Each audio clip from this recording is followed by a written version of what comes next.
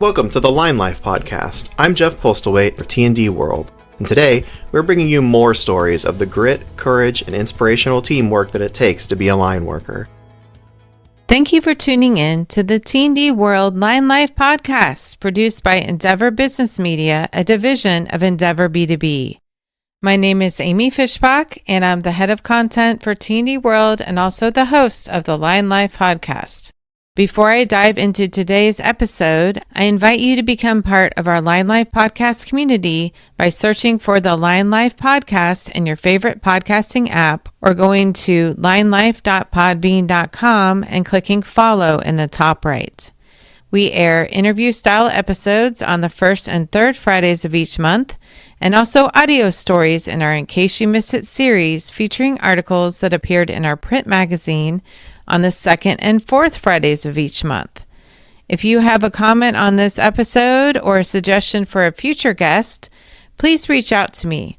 You can email me at afischbach@endeavorb2b.com or reach out to me on LinkedIn or Instagram at Lyman World. I'd love to hear from you.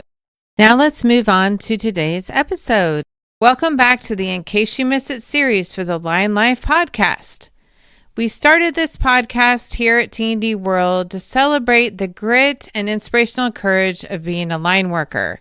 And we also wanted line workers to be able to listen to stories on the go. Some of our very first episodes focused on storm response, and we're circling back by focusing on two recent hurricanes, Hurricane Helene and Hurricane Milton. I've been covering the line trade for almost 20 years now, and I know that line workers love hearing stories about storms. This story was originally published in our January 2026 issue of T&D World magazine, following the one-year anniversary of Hurricanes Helene and Milton. The 2-year anniversary of these hurricanes is coming up in October, but these hurricanes are still fresh in many of line workers' minds due to the destruction and damage and loss of lives. I thought it was important to narrate my story for our Line Life podcast listeners so you can listen to line workers' stories and learn some strategies for how to stay safe when responding to a hurricane. This article was written and is narrated by me, Amy Fischbach. Hurricanes Helene and Milton, 1 year later. Duke Energy's line workers look back on the response and restoration following the recent hurricanes. Hurricane-force winds, inland flooding, and a deadly storm surge struck the southeastern United States and the southern Appalachians in September 2024. After Hurricane Helene made landfall as a Category 4 storm in Florida's Big Bend region, the hurricane rapidly intensified, inflicting catastrophic damage and widespread power outages and leading to at least 250 fatalities, making it the deadliest hurricane in the United States since Hurricane Katrina 20 years ago. In the wake of the storm, line workers joined forces to restore power to the impacted communities and rebuild the damaged infrastructure. In Duke Energy's service territory in the Carolinas, Hurricane Helene left 2 million customers in the dark. Less than 48 hours after the hurricane made landfall, however, the utilities line crews and mutual assistance teams restored power to more than 11 million customers. To expedite storm response, Duke Energy dispatched line workers to Spartanburg, Sumter, and Lancaster, South Carolina, to support other crews with the restoration effort for several weeks. One of those line workers was Grayson Stewart, a line apprentice for Duke Energy in Hartsville, South Carolina. Growing up in Florida, I've seen a lot of hurricanes and what they can do, but the devastation that happened across the Carolinas from Helene was something I'd never seen, he said. Western North Carolina was devastating, but even the amount of damage just driving to the Spartanburg Operations Center in South Carolina was heartbreaking.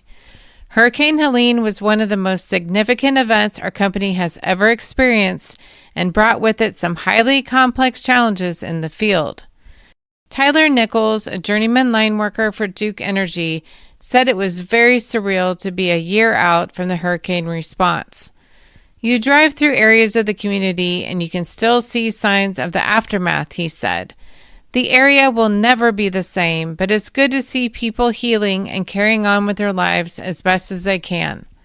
It really hits your feelings to be able to hook up service to a home or temporary home to help get our community going again. A year after Hurricane Helene hit Duke Energy service territory and Hurricane Milton came right on its heels, the response team looks back at the restoration and response. Tyler Nichols, restoring power in his community. Nichols, who works out of Marion, North Carolina, recalls working calls all week leading into the storm. He has been working in the line trade for 19 years, and when the storm came in around 7 a.m., he had already worked a 24-hour shift. I went home to get rest and then was called back in to help within 5 hours of being home, he said. I was amazed at the amount of damage the storm did in a short amount of time. When I went to bed, we had minimum outages, but upon returning, almost the entire grid in our service area was down. Nichols described the impact to the Marion and Old Fort areas as some of the worst and widespread damage from any storm he's ever been on. Flooding and tree damage was catastrophic to our area, he said. Damage to roadway infrastructure was a real issue for access for restoring service, and flooding was severe to many structures and homes along waterways. Our community was able to come together in a huge way and help each other. It was some of the best acts of volunteering that I've ever witnessed. During the restoration, he was responsible for patrolling for damage. He also performed switching to restore critical infrastructure such as emergency services and retail to get food and gas services up and running again. He wound up working 40 straight 16 to 18-hour workdays in the aftermath of the storm, and many of the other line workers also put in 16-hour workdays. We adjusted roles after a few days to leading out-of-town crews around to helping to get repairs made, he said. I adopted what role was needed to help get service going during the storm. Many of the local line workers stayed at their homes, most without power, for up to 2 weeks. Nichols said his home didn't receive service for almost a 2-week period. Having to work and then coming home to no power was an issue, he said. There was limited cell service during the first week, so having to communicate via radio was a hard obstacle to deal with. Our updated radio system helped with communication during the storm.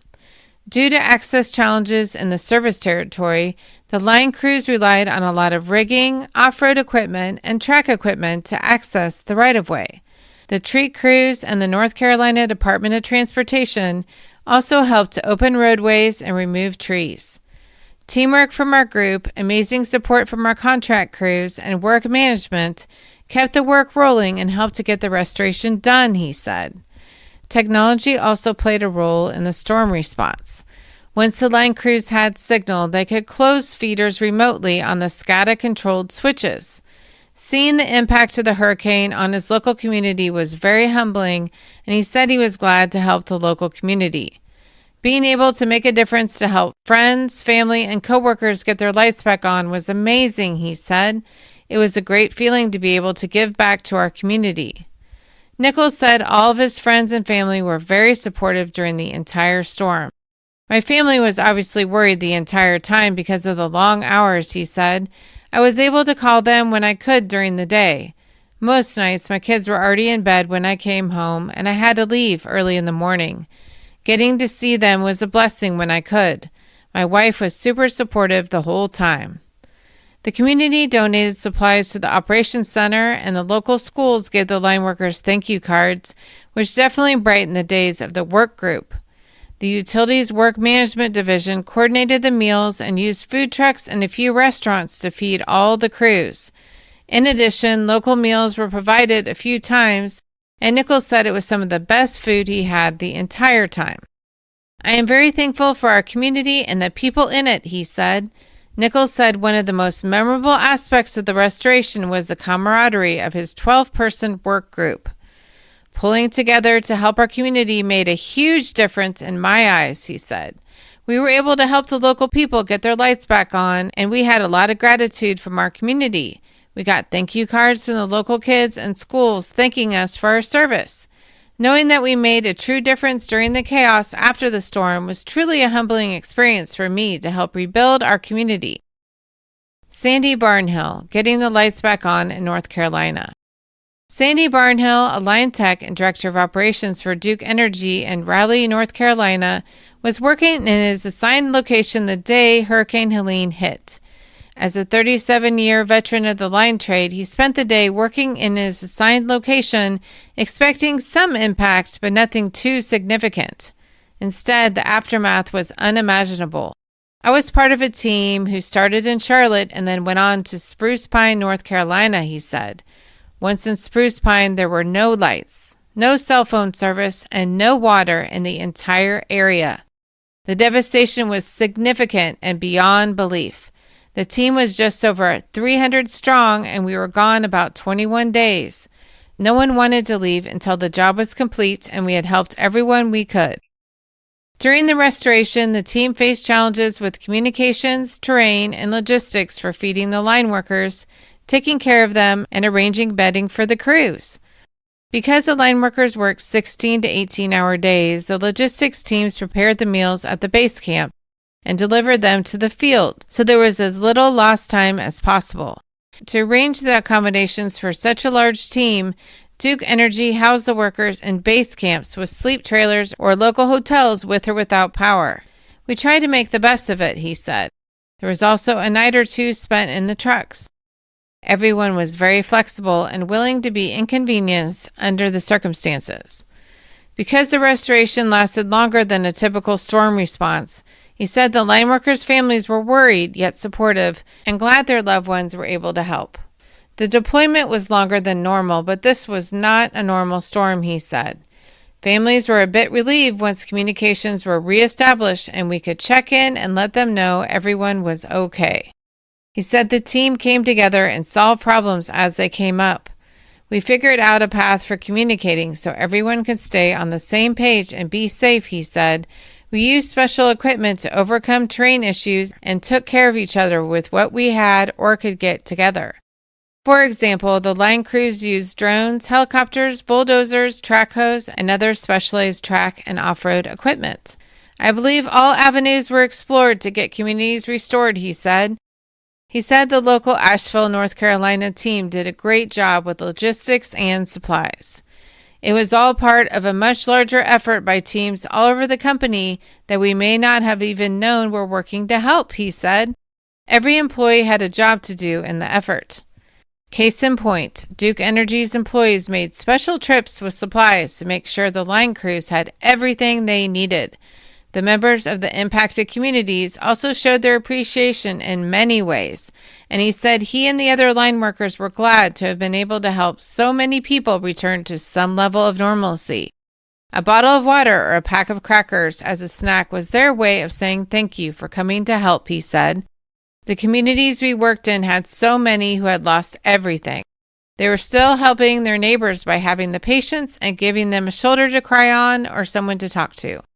While Barnhill relocated about 2 years ago, he and his family lived in Western North Carolina for more than 22 years. He has lifelong friendships that will never be broken with people in the community, and his relationships with coworkers and all the operation centers across the area will always be special to him. As I returned, I was glad to know the area and where things were at, but my heart was broken to see the devastation and the lives impacted, he said. That storm will be a part of my memory for the rest of my life. 1 year later, he hopes it will never happen again. He and his team qualified to compete for the 2024 International Linemen's Rodeo, but had to miss it due to work on the storm. Priorities must be kept in check, and our customers were in need, he said. Our team is excited and looking forward to returning. Susie Mackey, confronting challenges with back-to-back Florida hurricanes. Susie Mackey, a troubleman for the Walsingham Yard for Duke Energy in Largo, Florida, recalls restoring power to the beach communities last fall after Hurricane Helene's extreme storm surge. At that point in time, she realized that Hurricane Milton was on its way and was looking like it might be a direct hit to the Tampa Bay, Florida area. We had already been working crazy long hours and trying to put our community back together, she said. To hear that we were about to be hit even harder was heartbreaking and scary, but we didn't have a lot of time to dwell on it. We just had to keep going and get as prepared as we could. While Hurricane Helene caused extreme flooding to a lot of the coastal areas, Milton brought heavy winds, breaking poles, downing trees, and scattering debris across the service area. Wind gusts of over 100 miles per hour ripped the roof off of Tropicana Field, our baseball stadium, she said. 15 to 20 inches of rain caused flooding in areas that had not experienced that before. The ground was already saturated from the previous storm, so with 100-mile-per-hour winds, whole trees were uprooted. Some broke poles and brought down overhead lines, and others tossed pad-mounted transformers on our underground system. Trampolines, fences, and roofs hung from overhead lines. At every turn, there was a new destruction to discover. Mackie said she worked under storm duty for Hurricane Milton for about 2 weeks, and nearly a year later, she is still finding uprooted trees that are finally falling the rest of the way. So as part of the local utility, our storm restoration efforts have extended past the official end of the declared storm, she said. Just trying to keep going day after day and night after night was challenging. We just worked as a team and knew that the work we were doing was important, and we would see all the lights back on as soon as we worked safely. As with any storm, she said it was important to take every job one step at a time. A lot of it was hazard recognition due to the amount of debris and downed trees and lines, she said. Just trying to access some of the neighborhoods was challenging. It was difficult to figure out how to remove a trampoline from a pole in the backyard when it was nearly impossible to even get your truck down the street. She said she would never forget how quickly she and the other line crews were able to restore power to the community through their hard work and the help of other utilities and contractors that came to assist. She said everyone in the community was very grateful for the efforts of the line crews. My neighbors were amazing, she said. Even though we had no power in our neighborhood, they cleared debris from the street so that I would have a place to park my truck when I came home to sleep for a few hours between shifts. She was also able to experience how the whole community came together in the aftermath of the storm. One call took us down a street where several people had set up an entire outdoor kitchen and were grilling and feeding anyone who needed it, she said. It really showed the best of people. Mackie said living in Florida on the coast has given her a completely different perspective on storm restoration. When I started in line work in Ohio, we would travel to where hurricanes hit, knowing we could go home in a couple of weeks. Living here, I've seen that when all the outside help leaves, the work doesn't stop for the home utility. We spend months helping our community rebuild. Because she lived where the storm hit, she was able to sleep in her own bed, but it also meant that she was trying to assess damage to her house and go without electricity, just like her neighbors. We were working 16-hour shifts, and I was working the overnight shift, so my sleep time was during daylight hours, she said. I had people drop thank you cards off, and my neighbors were all outside to say thanks the morning after we finally restored power to my neighborhood. Duke Energy's team provided the line crews with meals at the yard to keep them well nourished during the restoration. The crews I was working with would come in, have dinner for breakfast, and breakfast before we went home to bed, she said. Honestly, we were just happy to have something hot to eat. She said it's surreal that it's already been a year since Hurricanes Helene and Milton caused destruction in Duke Energy's service territory. We are back in hurricane season and it almost feels like Milton was just here yesterday, she said. I was working locally for both storms. It was a lot, but we got it done. Todd Fountain, storm director for Duke Energy Florida, said Hurricane Milton left much of Florida's west central coast in the dark, but the team's strategic response helped to expedite restoration to customers. It allowed them to focus on what really matters, like their families and businesses, and begin to pick up pieces of their lives, he said. We know they depend on us for that, and it's a responsibility that we take extremely seriously, not just during hurricane season, but all year long. This article also included 2 sidebars. The first is titled, Sharing 10 Best Practices for Hurricane Response. Now that Hurricanes Helene and Milton are in the rearview mirror, Duke Energy's line crews are already preparing for the next hurricane season along with line workers from other utilities. Here are some of their tips to help their brothers and sisters in the trade to restore power safely and swiftly following a hurricane. Number 1, start every day with a team meeting and pre-job briefing. Make sure everyone is connected and focused on the tasks at hand. Also begin the day with a pre-job briefing to review the work to do and hazards faced, said Sandy Barnhill of Duke Energy. All that leads to the focus on safety with every task performed, as every day there should be no shortcuts, he said. Number 2, put safety first. Be patient and methodical in your response and always keep safety at the top of the priority list for restoration efforts, Barnhill added. Number 3, always treat every wire as energized. Make sure you don't assume a wire is de-energized until you can safely verify it and you can test and ground it, advised Susie Mackey of Duke Energy. In addition, watch out for the generators and take the time to check to see if you're working around one, journeyman line worker Tyler Nichols added. Number 4, keep your head on a swivel. The danger isn't always electrical, Mackey said. For example, after the recent hurricanes, a lot of fences had blown down, leaving nails and broken wood sticking up and letting dogs out. Tree branches and other debris were also hanging everywhere. Uprooted trees had left craters in the yards, and broken sewers and water mains were creating sinkholes. Number 5, pack twice as many socks as you think you'll need. Hurricanes mean lots of flooded areas, and clean, dry socks are a must, Mackey said. Number 6, watch out for yourself and your team. The number 1 best practice is to look out for each other, she said. Being in an unfamiliar place on an unfamiliar system can be challenging. Number 7, always wear your PPE. It will always save your life, Nichols said. Number 8, listen and ask questions. As a local guy helping the out-of-town crews, Nichols said he took the extra time to give maps and answer questions. Number 9, pace yourself. Line workers should take care of themselves mentally and physically and know their limits, Nichols said. Number 10, follow the safety rules and keep in mind your reason for working safely every day. So you can go home to your loved ones, always keep that on your mind to do the job right, Nichols said.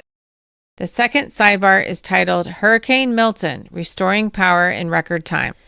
The Edison Electric Institute awarded Duke Energy Florida with the Emergency Response Award for its response following Hurricane Milton.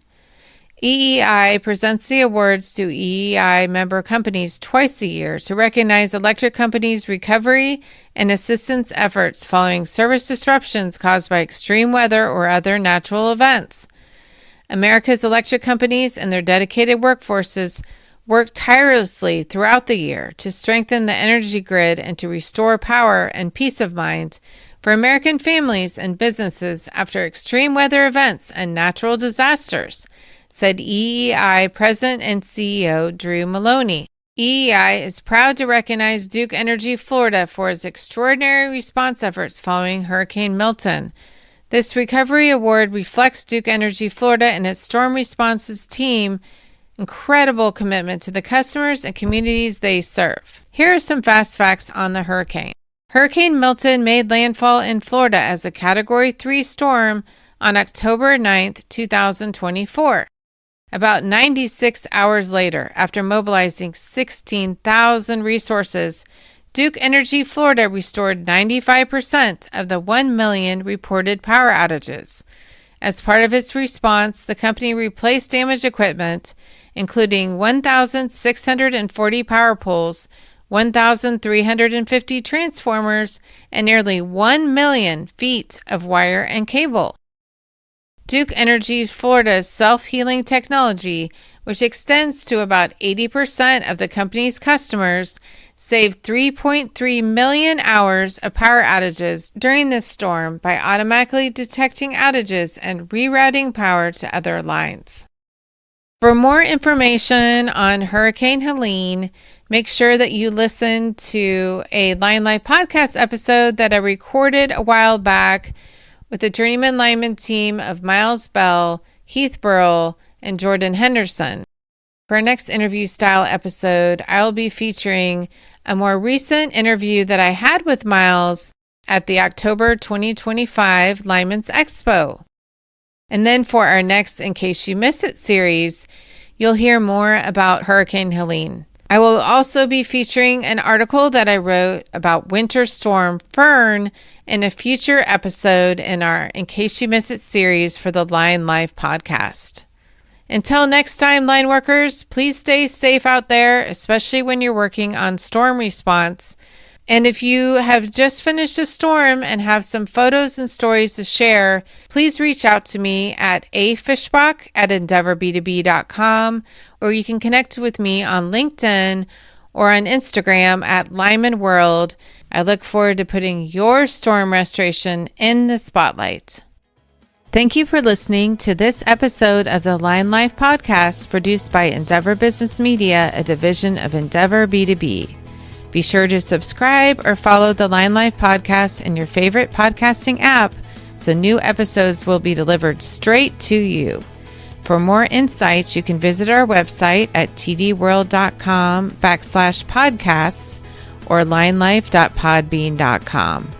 You can also connect with us by following us on Instagram at Lyman World or on Facebook, LinkedIn, or X. Thank you so much for listening to this episode of the Line Life podcast.